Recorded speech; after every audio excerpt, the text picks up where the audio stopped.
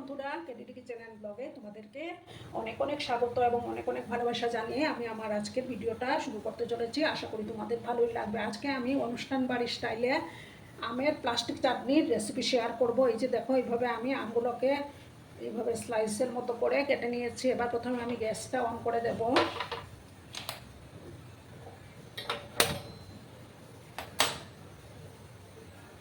একটা কড়াই আমি বসিয়ে দিলাম। এবার দেখো, আমি চিনিটা দিয়ে দিলাম।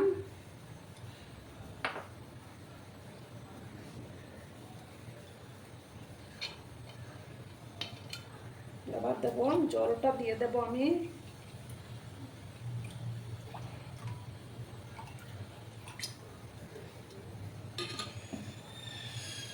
এবার এটাকে ফুটতে দিতে হবে।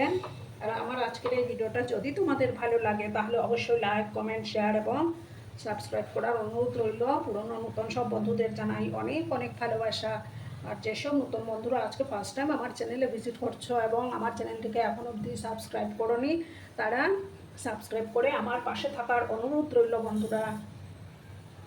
এটাকে আমি এখন ফুটতে দেব।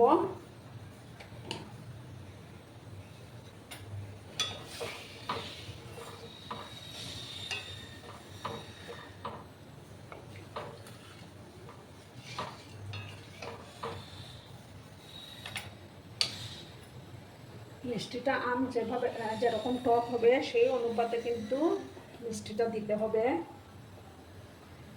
চিনিটাকে আমি প্রথমে একটু ফুটতে দেব।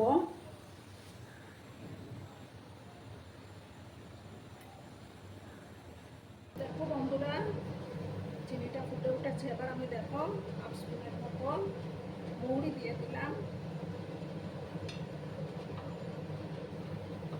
দিয়ে ভালো করে আবার আমি মিক্স করলাম।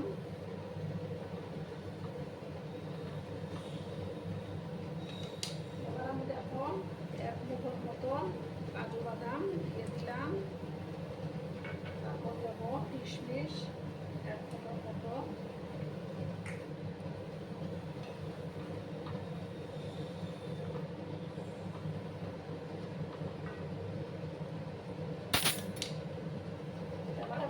আমি এখানে কিন্তু টোটাল 4টা আম নিয়েছি, ছোট ছোট 4টা আম নিয়েছি। এবার আমি আমগুলো দিয়ে দেব।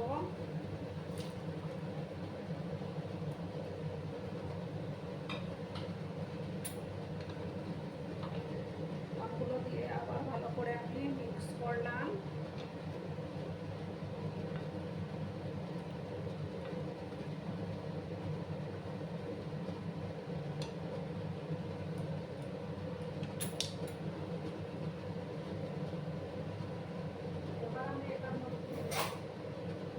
একদমই মানে সামান্য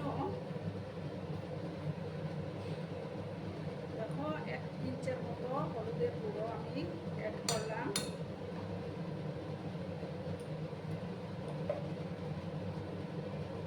তাতে কালারটা মানে ভালো আসবে।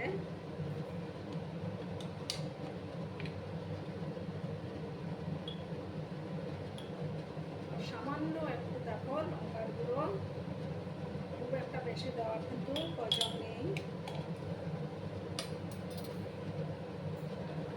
ভালো করে আমি আবার মিক্স করে নিলাম এটাকে।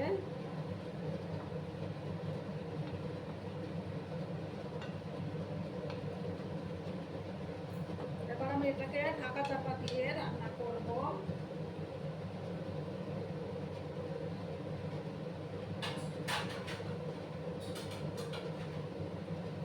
দেখো একটা ঢাকা দিয়ে দিলাম। 10 মিনিটের মতো আমি এটাকে ফুটিয়ে নেব। আমি ঢাকাটা একটু সরালাম, লবণটা দিতে ভুলে গেছিলাম।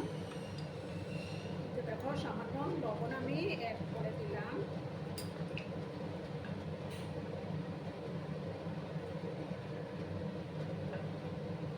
আর আমি ঢাকা চাপা দিয়ে 10 মিনিট রাখবো। তোমরা কিন্তু ভিডিওটা একদম স্কিপ করো না। তো বন্ধুরা, এবার আমি ঢাকাটা সরিয়ে দিলাম। দেখো আমগুলো একদম স্বচ্ছ হয়ে গেছে। আর আমি বেশি জাল করবো না, কারণ ঠান্ডা হওয়ার পর জমে যায় চাটনিটা। হয়েছে না বন্ধুরা? এবার আমি গ্যাসটা অফ করে একটু সময় আমি ঢাকা চাপা দিয়ে রাখবো, তারপর আমি সার্ভ করে তোমাদেরকে দেখাচ্ছি। বন্ধুরা আমি সার্ভ করে দিয়েছি, কেমন হয়েছে অবশ্যই কমেন্ট করে বলো কিন্তু তোমরা। তোমাদের এই সুন্দর সুন্দর কমেন্টগুলো পড়তে আমার কিন্তু দারুণ লাগে। আর এতক্ষণ ধরে আমার ভিডিওটার সাথেও পাশে থেকে আমাকে এতটা ভালোবাসা দেওয়ার জন্য তোমাদেরকে আবারও জানাই অনেক অনেক ভালোবাসা এবং অনেক অনেক ধন্যবাদ। ততক্ষণে তোমরা সবাই খুব ভালো থেকো, সুস্থ থেকো, আনন্দে থেকো। আর আমার ভিডিওটার কোনো অংশ যদি তোমাদের একটুকু ভালো লাগে তাহলে অবশ্যই তোমাদের পরিবার পরিজনদের মাঝে শেয়ার করে দেওয়ার অনুরোধ রইল। ততক্ষণে খুব ভালো থেকো, ধন্যবাদ।